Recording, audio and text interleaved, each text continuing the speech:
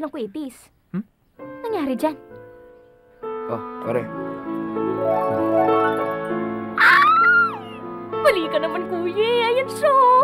Ang cute-cute. Ang cute-cute pa rin. Mas cute siya ngayon. Ako sigurado kikilgitin sa ate. Te. Pabayaan mo muna yung ate mo. La, ano bang kasalanan ko? Ganun talaga yan. Lalo na pagdating sa'yo. Super ingat. Di ka na nasanay? Lola, di ko naman alam po ang problema ni ate. Lahat naman ng nirereto sa kanya, ayaw niya. Tapos wala rin naman siyang kainte-interes makipag-date. Bakit ba galit na galit siya sa mga lalaki? Hay nako. Mahabang istorya yon. Pero alam mo sa tingin ko, lalong naging bitter ang kapatid mo. Simula ba noong magkahiwalay sila nung kanyang first love? Ano na nga bang pangalan nung hinayupak na lalaking yon?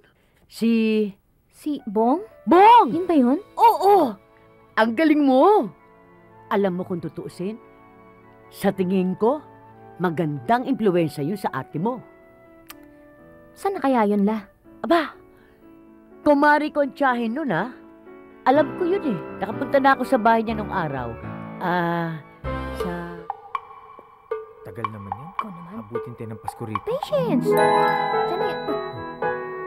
Ngi! Ay! Ano nangyari? Gwapo dati yan, di ba? Ay, oo, kuya. Crush ko nga yan dati. Ba't nagkaganyan yan? Baka naman nasabugan din ng kweitis. Nangyari dyan? Oh, pare.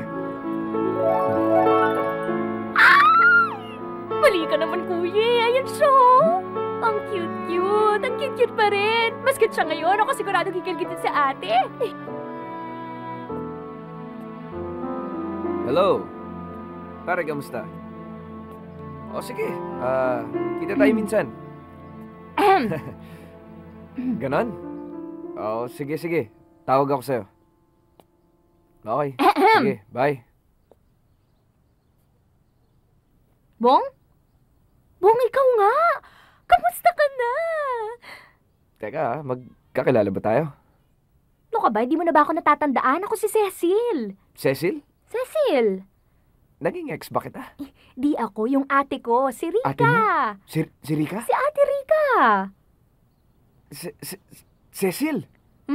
Cecil, ikaw na ba? Aba, nakakagulat. Ang laki-laki mo na. Siguro mas nakakagulat kung hindi ako lumaki, di ba? Anyway, fancy meeting you here, ah.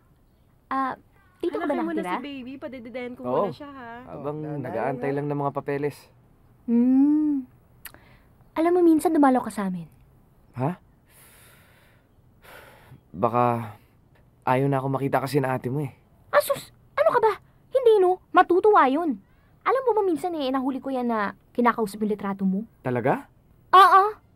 Ay, naku, mabuti pa dumalaw ka na bago pa sumagot yung litrato mo. Di ba nakakatakot yun? Sandali, sa Bukawi pa rin ba kayo nakatira? Hindi na. Ito na. Ito. Sa Pasig. Ayan, may sketch ako. Ayan.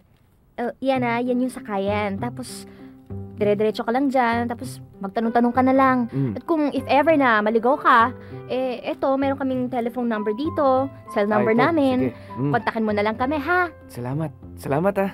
Salamat din. Nice bumping into you. Salamat. Bye-bye. Dalaw ka, ha?